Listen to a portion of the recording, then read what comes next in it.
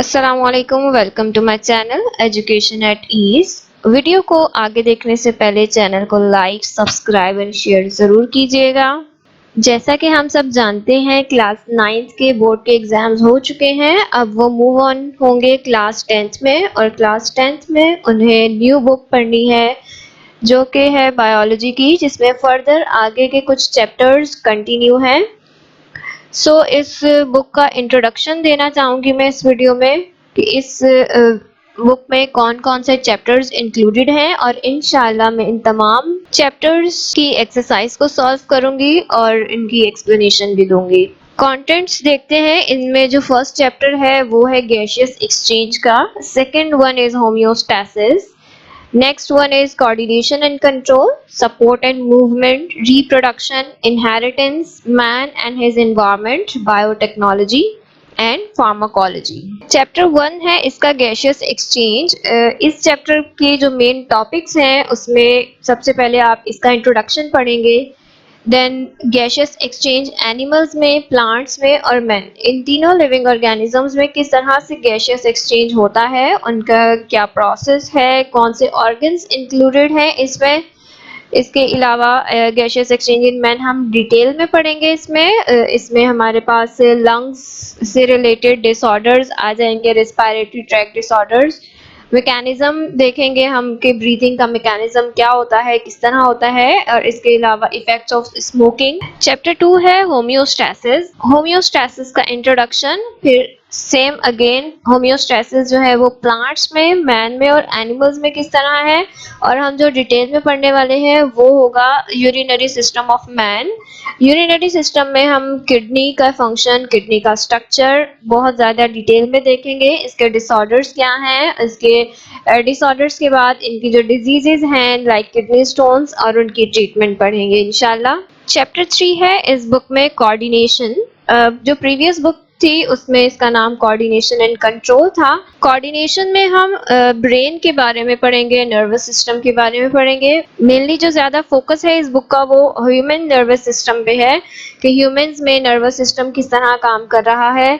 इसी तरह उस नर्वस सिस्टम से रिलेटेड जो हमारे पास ऑर्गन्स हैं लाइक आईज एंड ईयर्स, और इसके अलावा ब्रेन के अंडर कंट्रोल जितने भी फंक्शंस होते हैं, केमिकल्स होते हैं लाइक एंडोक्राइन सिस्टम है, वो सब कुछ कंट्रोल ब्रेन कर रहा होता है। तो उसी से रिलेटेड हमने इस चैप्टर में पढ़ना है और इसके डिसऑर्डर्स पढ़ेंगे और उन डिसऑर्डर्स के लिए जो ट्रीटमेंट्स हैं उसे पढ़ेंगे।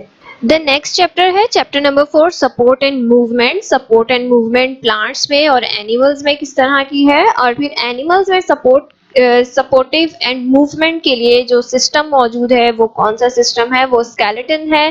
फिर हम ह्यूमन स्केलेटन को डिटेल में पढ़ेंगे कि कैसा स्केलेटन है ह्यूमंस का, कौन कौन सी बोन्स हैं, कितने टाइप्स की हैं। फिर मसल्स हैं जो कि हमारी मूवमेंट में हेल्प करते हैं, कितने टाइप्स के मसल्स होते हैं और इससे रिलेटेड डिसऑर्डर्स क्या होते हैं। Then chapter number 5 is all about reproduction.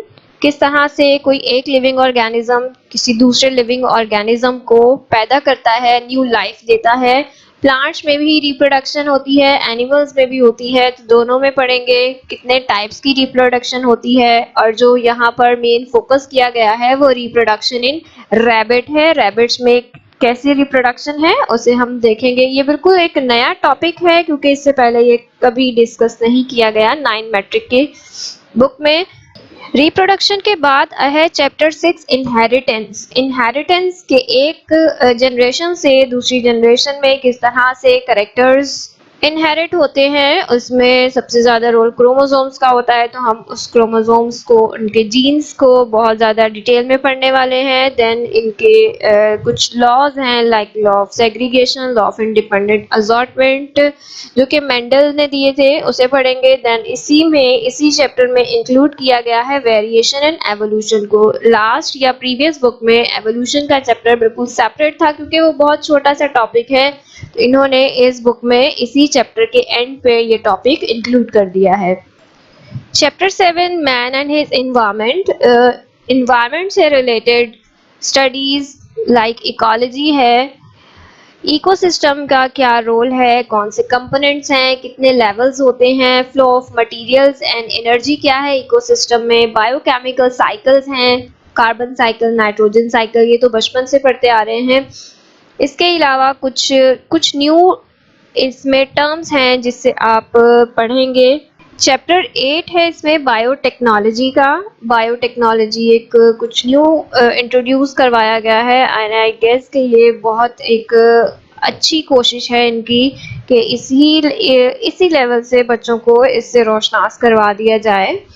इसमें फर्मेंटेशन, बेकिंग इंडस्ट्री के किस तरह से टेक्नोलॉजी जो है वो लिविंग ऑर्गेनिजम्स के फूड पे इफेक्ट कर रही है, किस तरह से जेनेटिक इंजीनियरिंग में टेक्नोलॉजी को यूज़ किया जा रहा है, किस तरह से सिंगल सेल प्रोटीन और उसके यूजेस हैं। And the last one is pharmacology, जो कि बिल्कुल न्यूली इंट्रोड्यूस्ड चैप्टर है, न्यूली इंट्रोड्यूस्ड टॉपिक है इस लेवल पे। इसमें हम मेडिसिन्स के बारे में पढ़ेंगे, मेडिसिन्स या मेडिसिनल ड्रग्स या एडिक्टिव ड्रग्स के बारे में। इसी तरह जो एंटीबायोटिक्स या वैक्सीन्स जो आप आजकल बहुत ज़्यादा सुन रहे हैं, इसके बारे में इस चैप्टर में हम डिटेल से पढ़ेंगे। एंड आई थिंक कि इसमें बहुत सारी चीज़ें बिल्कुल न्यू हैं और वो बहुत इंटरेस्टिंग होंगी। आगे जब हम इसे पढ़ना स्टार्ट करेंगे, इसे कोशिश करेंगे कि और ज़्यादा इंटरेस्टिंग बनाया जाए। Thank you for watching and wait for the next video. Allah Hafiz.